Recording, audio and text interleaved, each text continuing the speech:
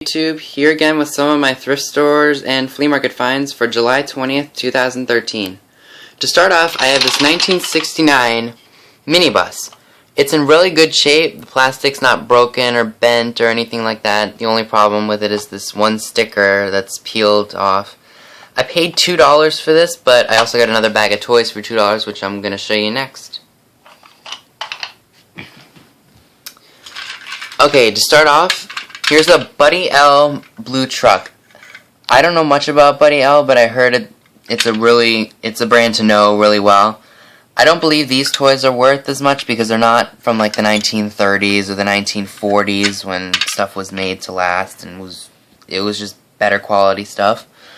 But I picked these up because they're Buddy L and it's a good brand to have of toys.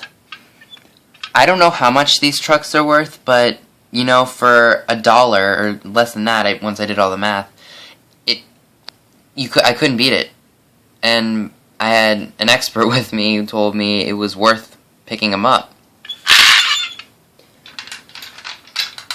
This next one here, of all the toys, this one was in the worst shape.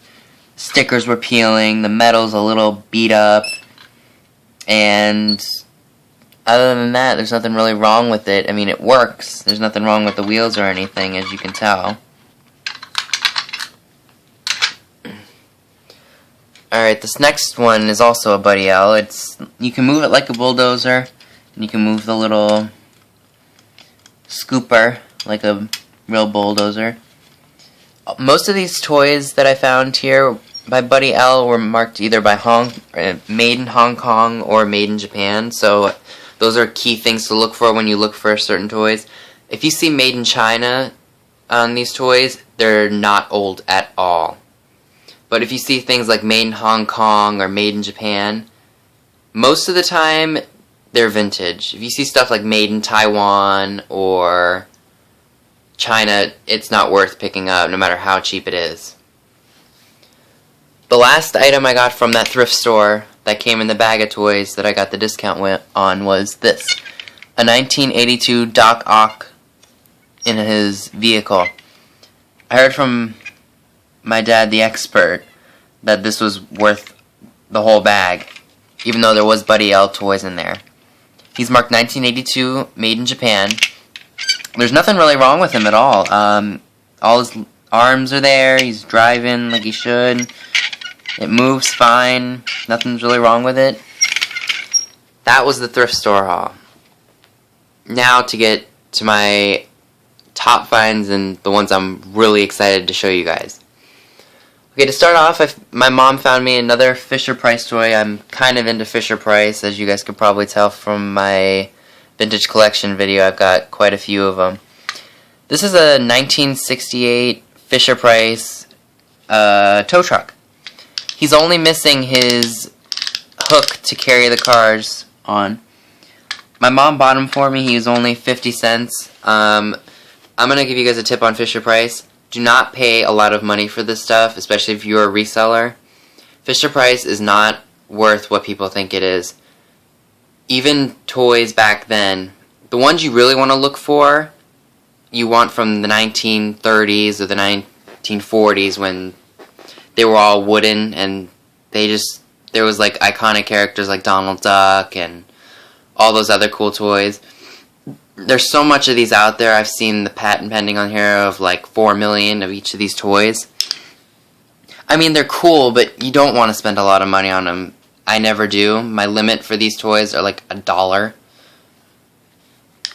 Anyway, that's all of the trucks and buses and cars that I found today. Now to get on to my favorite finds of today. Okay, first thing that I found today, which I'm really excited about. These are 1960s, either the 1950s or the 1960s paper decorations people would put out during the Halloween season. They're made by the Beistel Company, marked Made in USA. I have the owl here, the haunted house here, a pumpkin smoking a pipe, and I have the witch. As you could probably tell, they're not in the best condition, but I had to pick them up. They were only $7, and this guy he really wanted to get rid of them. You can tell up on the owl that there is some paper rip. There is tape on some of these. There's ripping on the hat right here too, and there's ripping and bending on the witch's hat. The house of all of them seem to be in the best of shape with only tape and stuff all over the place, which I can fix myself without getting rid of any more of the detail. For $7, I couldn't beat it. Tip for you guys on vintage Halloween and vintage Christmas stuff. If you want to buy the vintage stuff and you see it at a flea market, buy it off-season. Don't buy vintage Halloween stuff from an antique dealer, because the person I bought this from was a dealer. He had a bunch of old, really cool stuff. Don't buy it from him during the Halloween season, because he would have charged me $10 a piece for these, he told me, had it been the Halloween season.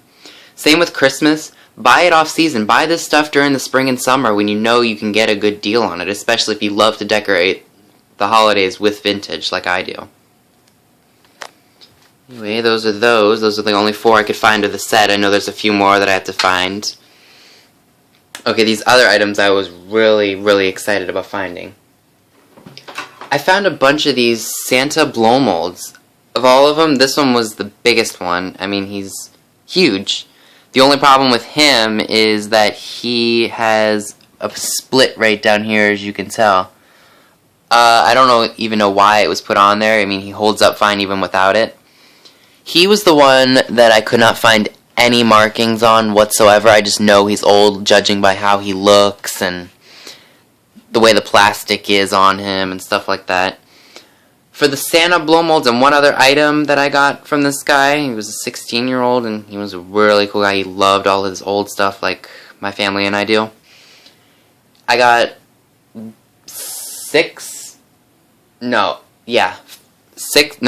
blow molds, excuse me, for $2.50, and then I got one other item that was $2.50. I got the whole box of stuff from him for $15. I was really excited, especially because the Christmas season's not for months on, and if you get this stuff dirt cheap, like I said before, it's worth it if you love decorating with vintage, whether it's ornaments, these blow molds, vintage Santa Clauses, or just other vintage items. Pick them up on the off season. You'll be so much happier knowing you got a better deal on them on the off season than paying a lot more for them during the season. So this was the first one of them all. I'm sorry about the glare. My room's kind of dark right now. Alright, I bought 2 of them that were the same just because I know the guy probably was kind of eager to get rid of these. And he gave me all of them for $15. Again. These 2 are the exact same.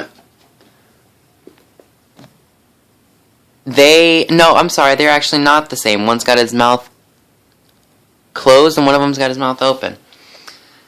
These are both marked Empire. Empire is a brand, they still make blow molds today, but they did make some really cool ones back in the day for Halloween and for Christmas. These ones I assumed were the same, but they are actually not the same. Their mouths are different. Anyway, these were $2.50 a piece also. They do have their original cords to put a light bulb in and plug them in to see if they work. I heard they do work from the owner of these.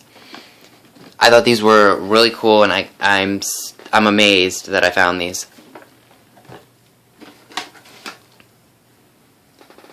Okay, here's one that I did not find another marking on that was kind of unusual to me.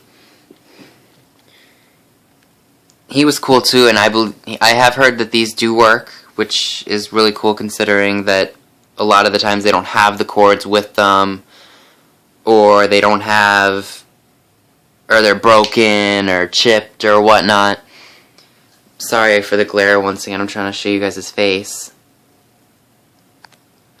These I swear I never thought in a million years going to this flea market I would find Christmas at this time of year, but people do, and it just sadly sits. So if you love vintage Christmas, like I said, pick it up. Alright, here's the last one. This one had the most damage to it, as you can tell. There's some cracks right there and broken, chipping plastic. But again, he was only $2.50, and I couldn't pass up the deal, especially because I love the vintage holiday stuff. He also has the original cord to him, which is really great considering I like everything to be original. I don't like someone to replace anything on something like that. Anyway, that was all the blow molds that I found. This next item I was really excited about getting because I'd seen it on eBay and I really, really wanted it, but I just didn't want to pay the shipping fees and people wanted a lot for these. I was so glad I got it for $2.50 and the kid was willing to bargain with me on it. This right here is a 1950s felt Santa Claus, dancing Santa Claus. Originally the kid wanted $7 for him. I believe he sold most of them for $10, which is really not a bad price, but I got him for $2.50. And he's in really good shape. His beard is kind of fallen off. I have to clean the felt. The sticker where his belt buckle should be is kind of damaged, but you know what? For $2.50, why not? I believe he did have some repair. I mean, there's a hole. I'm sorry for the glare. There's a hole right there, but other than that, I'm amazed that I found this stuff once again. I'm going to say it once again, I'm sorry, but if you see vintage holiday stuff on the off season, pick it up. You'll be so much happier knowing you got a better deal on the stuff. Anyway, keep up watching on my videos. I will be posting more, hopefully in a week. Thanks for watching.